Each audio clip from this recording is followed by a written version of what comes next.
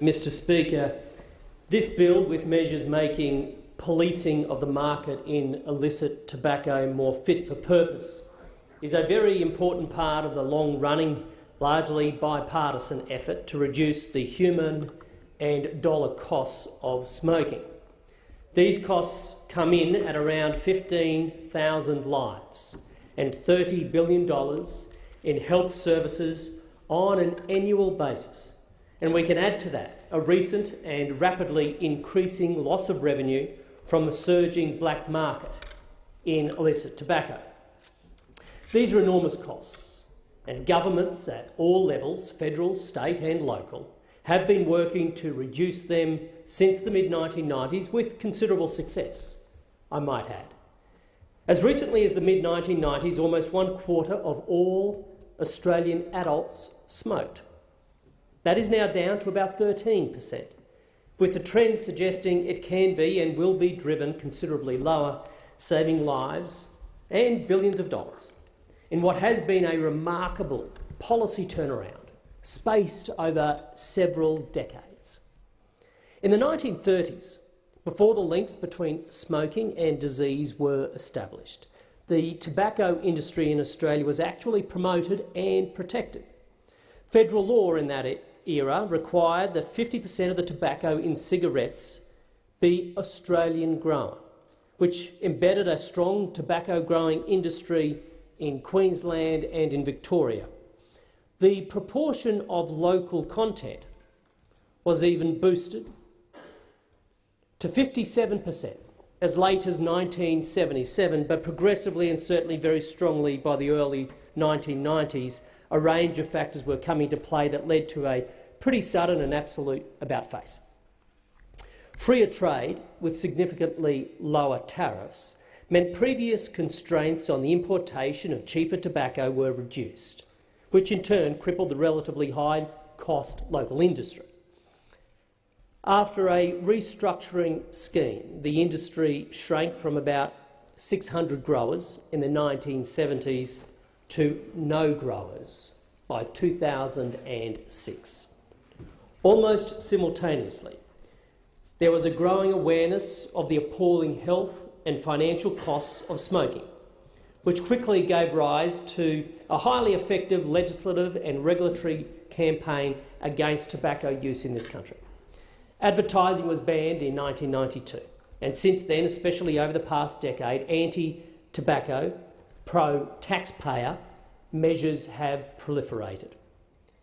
Excise was increased by 25% in 2010. Plain packaging with graphic health warnings was instituted in 2011. In 2013, annual 12.5% increases in excise began through to 2017.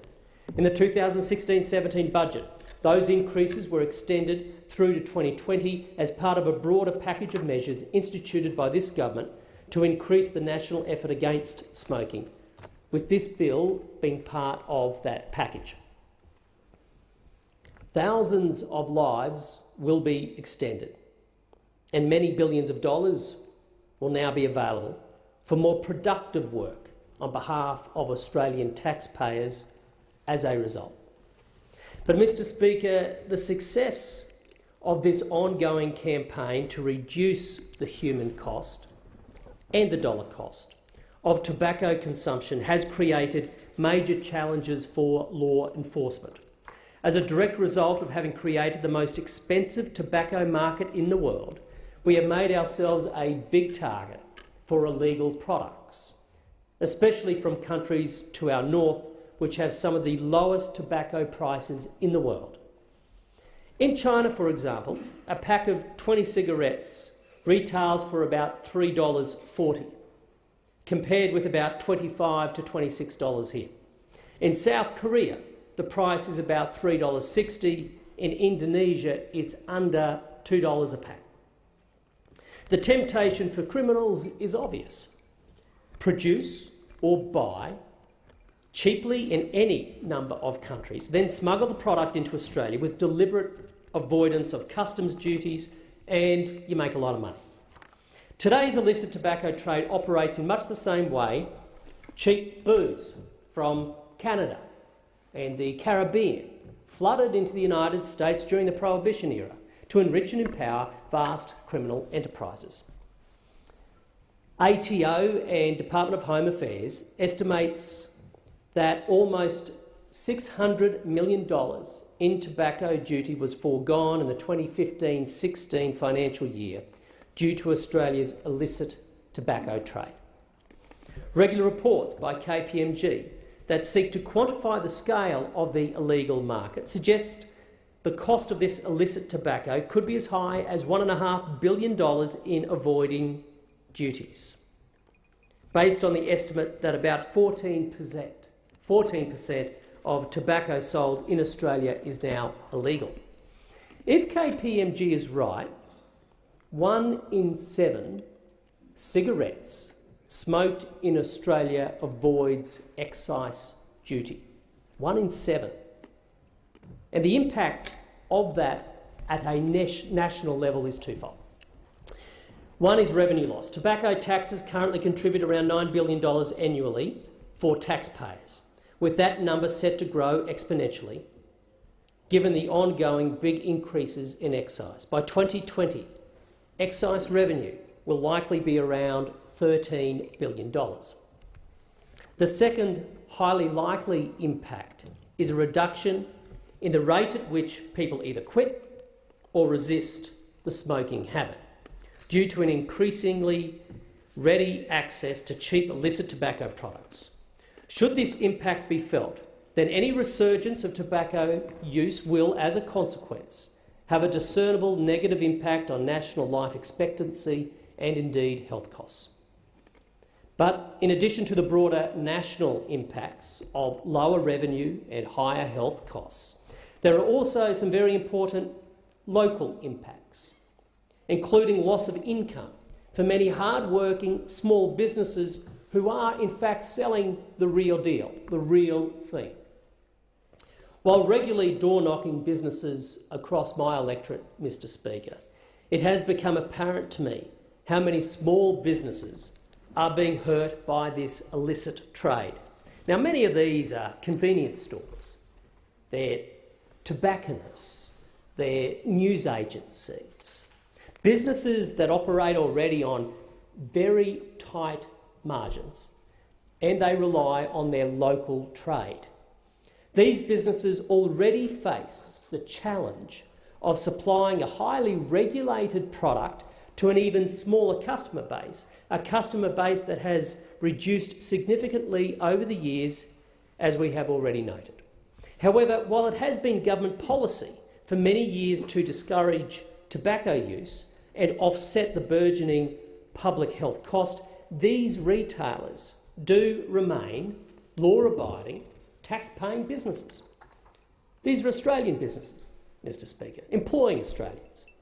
And while the ultimate public policy objective, through education, excise and regulation, remains consistent, this does not mean that small businesses should face the added burden of aggressive competition from a criminal black market in illicit tobacco.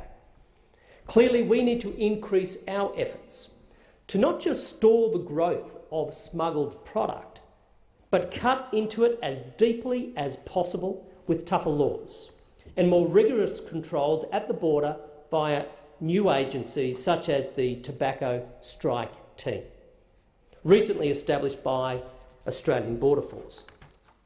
That's one task, but it's not the only one, because a second layer of activity in relation to excise avoidance is now also in play, with illegal onshore tobacco cultivation making something of a comeback. In March last year, a crop worth $11 million was discovered in New South Wales near Kerma. In March this year, 4.2 tonnes of tobacco leaf and 12 acres of crop were discovered near Ballarat in Victoria. In April, the largest cross-agency investigation that the Australian Tax Office has been involved in, a $60 million operation, was discovered in the Bundaberg region in Queensland. There are many other examples, but that sample is indicative of the fact that the profit motive for criminals intent on avoiding their liability to pay excise duty has grown, domestically as well as internationally, in lockstep with the increase in tobacco price. The Australian Crime Commission, in a 2015 report, suggested organised crime syndicates are deeply involved in this multi-billion-dollar racket because the rewards are great and the risks currently are slight.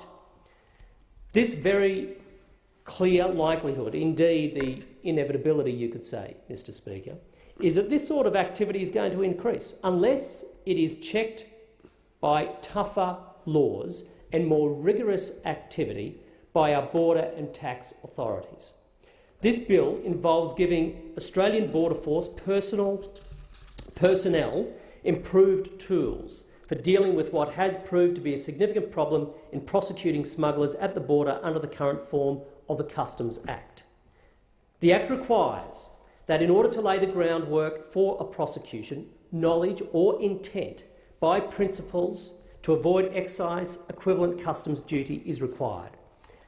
Experience has established that proving such knowledge or intent to the level necessary for a successful prosecution has proved extremely difficult, indeed nigh on impossible, in the face of the people who are well-trained agents of typically highly organised crime syndicates, with a fine understanding of the fact that the Australian law requires extremely high levels of proof.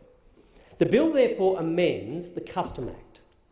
The Customs Act will be changed to reduce the onus from knowledge or intent to avoid duties to one of recklessness, whereby perpetrators will be culpable for what is a lesser offence if it is established that their involvement with the importation of illicit product was undertaken with a reckless attitude towards whether duty was intended to be paid or not.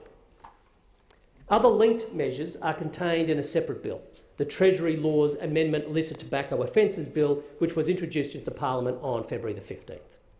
That bill eases one of the biggest problems officers of the Australian Taxation Office have in prosecuting matters around illicit tobacco when it is discovered beyond the border.